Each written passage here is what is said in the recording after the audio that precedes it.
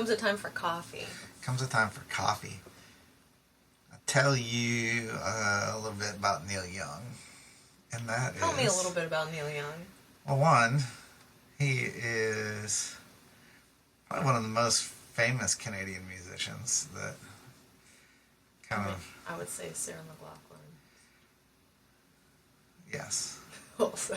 Yeah, I mean, there's a lot of famous Canadian musicians, but I said one of the most. Well, I mean, she did all those charity for the. Well, in your dogs. era, the dogs and the adopt a cat. Yeah, she made a lot of people cry, but I think maybe Neil Young did too. Yeah, I think he made Crosby, Stills, and Nash cry a lot. Oh, dang. No, so the funny thing is when I was young, I heard Neil Young's voice, and I wasn't really in tune with it, with the Crosby, Stills, and Nash. Okay. It didn't really do much for me, and I was a fairly big Crosby, Stills, and Nash and Young fan at an early age, When I first heard them, I really liked their songs. Of course, their more popular hits I was very familiar with, like Teach Your Children and Our House is a Very Fine House, and then... I think it's a very, very fine house. I think they had a song in the 80s called Southern Cross that was like on the radio that kind of is what kicked it all off, and I really like that song, although the production on that song, looking back, is pretty terrible. But all that to say, it moved me into the album Deja Vu, which was Crosby, Stills, Nash and Young, not just Crosby, Stills and Nash like the later record was. And heard the song Helpless and started to quickly fall in love with Neil Young's songwriting. And where did this fall on your playing guitar, like your timeline of... Probably early in my guitar playing. Were you finding the songs accessible for... I found that the Southern Cross was accessible to learn. It was one of the first songs I remember teaching myself. Nice. Because... I was very into guitar, and I actually was able to take private guitar lessons instead of going to music class in school. So I got like extracurricular activity, credit for it. Yeah. So, but what I had to do was keep a notebook, and then the band instructor would talk to my guitar instructor once per quarter. Cool setup, I remember when my band instructor, I didn't really know the band instructor very well, but I found him intimidating for some reason, and, there was some of that mystique about instruments like the violin and horn instruments, like those are the real instruments, and guitars, like something you fool around with, or something. Like there's some of that mystique in my mind, because of the way I wasn't, part of the music program. Right. But... Well, you didn't get to know the instructor. No, but it kind of... I remember I had to meet with the orchestra. He was the orchestra leader, too. Okay. So I had to meet with him, once per quarter, and he would talk to me about what my guitar instructor said to him. And I do remember him saying one time to me that he's like, Mr. Mason is very pleased with your progression. That's awesome. And, and he would give me my notebook, so I kept a notebook, and I still have it around here somewhere. Yeah, I remember it was baby blue. And what I'd have to do is, I had to keep a diary of all my playing. So I would have to write, I played for 15 minutes today. I played the song Southern Cross by Crosby, Stills, and Nash. I think that this is the chord progression. And then each week when I went to my guitar class, I would show my instructor what I played. So it probably actually elevated his teaching a little bit too, because he was able to have a intimate knowledge of my playing during the week. And also the kind of music and for the life of me, I don't know why I haven't made my guitar students ever do this. They should keep a journal, because then when they'd come in, I'd be like, hey, there's this weird chord. What is this chord? Why? Because, I got graded on asking questions and my involvement, if I just had played for 15 minutes, that would have got me a C. Yeah. You know what I mean? I would have had C's if I would have just logged my playing, but I would be I would draw a chord diagram and then put in the notes, and I'd be so meticulous. I found this chord and I don't know what it is, you know? And then, like, I'd go in and, you know, George, my guitar instructor, would look through the journal and, you know, he would pick out, sometimes he would make the lesson from my journal, and other times he would just answer the questions and have a lesson prepared for me, you know? So it was really cool. And I'm sure what you enjoyed playing really informed how he was teaching you too. Yeah, and also what he taught me informed what I really started to like. I mean, I can thank him for my Santana love, you know, and like I've probably seen Santana like 8 or 9 times now. And you know, he was one of the artists that people say they get disappointed when they go mainstream. Well, it was like Santana was mainstream, then he was not mainstream for like a very long time, and then he became mainstream again.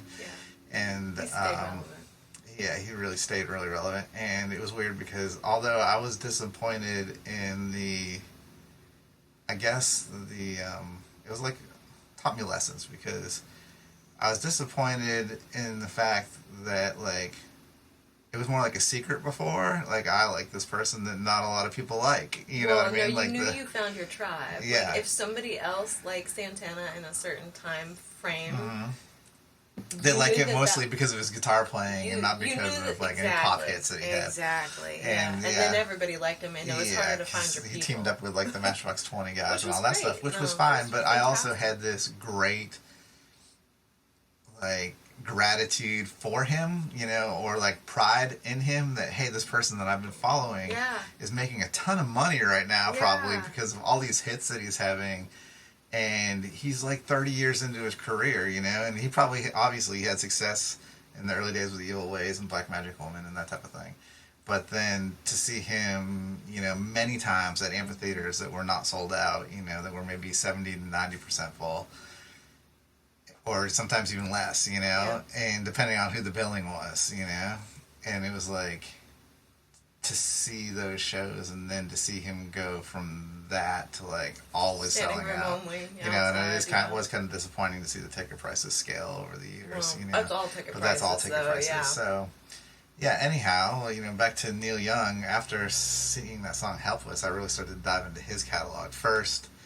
Stuff that was more of my era, which would have been like his live albums, like Live Rust, and maybe something like Rust Never Fades, and then Rockin' in the Free World was a really big hit.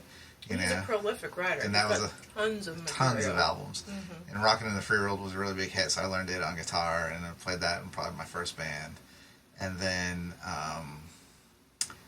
going back to some of his live stuff in the 70s, like Live at Massey Hall, which we've watched many cuts from that, and where it's just him and his guitar and his harmonica, you know, and I think that he is like the consummate performer, you know. He's really great. He's world class. Yeah, I found it really interesting, like, do you know, I've always loved This Song Comes a Time, and looking into it, I wanted to know more of what he was presenting as the meaning of the song, and I couldn't find any interviews or anything about what he thought about the song, because it's not a story, really. It's just a motif. It's got a thought, that there's words wrapped around the thought. So what I did find, though, is that so many people are touched by it, because it is incredibly interpretive. You can overlay it over everybody's life. Right? I mean, you can overlay it because it is so broad. And also, to me, as an artist, that when we curate our albums, we choose the title track, if it's going to be a title track, very carefully. It means something to us. It's very personal to us, and that it was the title track for his album Comes a Time. Even though he doesn't come out and say what it means specifically to him, you know it means something profound. Yeah, more than likely I would agree with that, you know, and it's good, like, we've talked about it many times, about the keeping a song broad enough that many people can relate to it, but yet specific enough that it means something. to everybody. Yeah. And, you know, just the title itself, like the title line, Comes a Time, it's like, that's very specific. It talks about a specific time, you know, and it's also a familiar thought for a lot of people, you know, because it goes back to biblical reference of there's a time for everything. There's a season for everything, So I think that it's a, you know, it's a good thing to hit on. It's a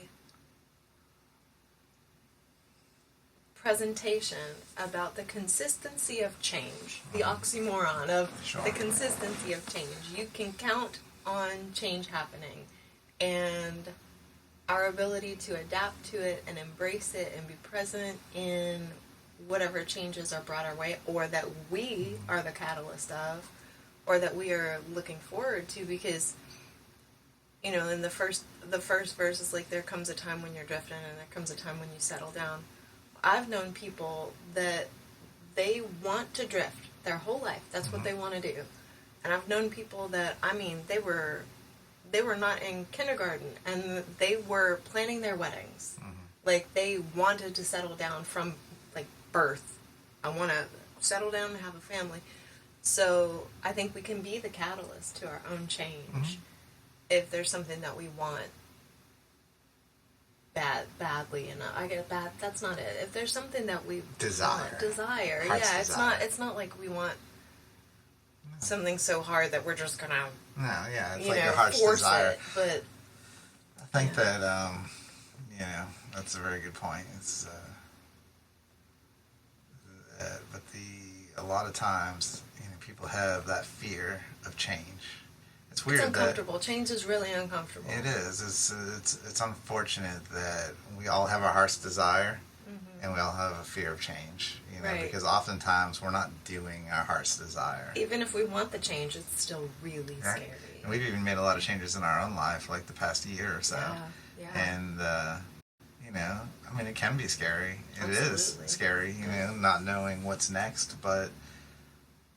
What I find scarier is like succumbing to the fear of change, and then what happens is you change whether you like it or not. So you either change your situation or you change yourself to fit the situation. And what I've come to realize is that when you change yourself to fit the situation, that's a lot scarier than changing your situation, because you start to become somebody you don't recognize to make things work in your life. And it's like you start to, you know, whether it just becomes more stress, so you're shorter with the people that you love, or it's more time away from the things that you do love, or the sacrifice of your time or your money or your thought patterns or your relationships or your energy and where you spend it. There's a lot of different ways that we change, and it's unfortunate because I think that people don't always realize that one change is going to happen. You're either going to change yourself or you're going to change your situation.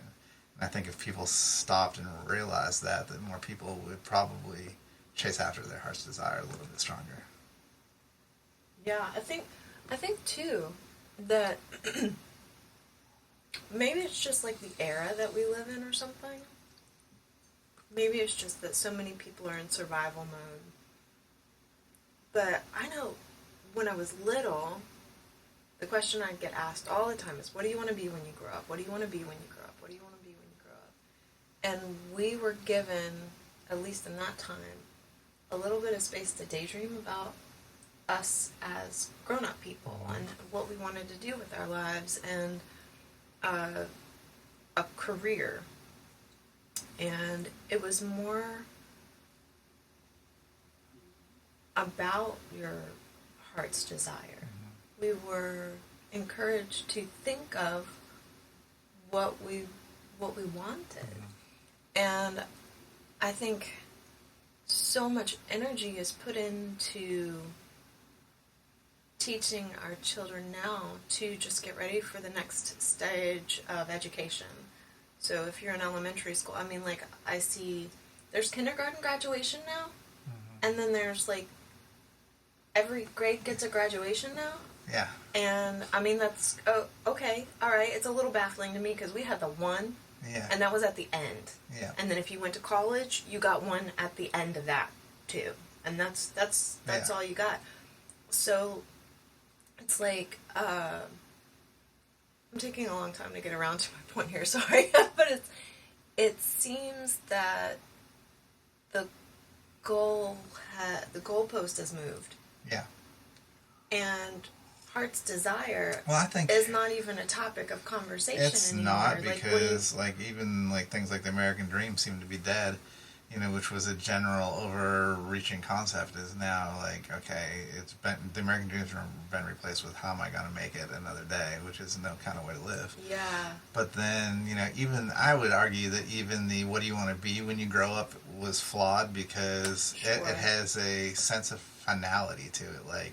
You get one choice and that's it, and that's what you're always going to be. I do agree with that, yeah. I don't think that life is like that. It's more about, it's a cliche, but it's more about the journey than the destination. Yeah. So it's more about being a good person and experiencing the journey than it is of getting to what am I going to be? Exactly. You never, do you ever really become? Do you ever really become? And also, for the children that did, they stated, I want to be this when I grow up, and they got there, and perhaps they found that job unfulfilling. Now what? They've wrapped up their whole identity in this one, in a career choice, where your career is not what you are. No. It's just something you do. And I watched this TED Talk. I love TED Talks. And this one very, very smart person coined this phrase of being a multi-potentialite, which a lot of people, I feel, fall into that category where you have you have such a broad spectrum of things that you could be good at and that you want to try out. And it might be good for right now, and you become really good at it right now, but then it loses its luster, so you go do something else. And it's not the days of you spend 30 years working at the same job or behind the same desk, and you retire and you have a pension. Gone are those days. So I just find it interesting that there's millions of multi-potentialites out there, maybe drifting. Well, maybe we're coming. Maybe they haven't settled down. Maybe the hardness of the era of the struggle to make it day to day. Oftentimes that forces people into something new. So maybe we're on the verge of something of a new. renaissance. Yeah, some type of something new. Yeah. So. Yeah, that's exciting. Hey friends, Ashley of Sugar Lime Blue here. I wanted to draw your attention to something we've started doing on our Facebook. We've been featuring one of our special Sugar Lime Blue tie-dye t-shirts weekly. Here's an example of one of them. You guys seem to be enjoying this, so we're going to keep it up for a little while. So make sure you're looking for us on Facebook with our special weekly Sugar Lime Blue tie-dye t-shirts.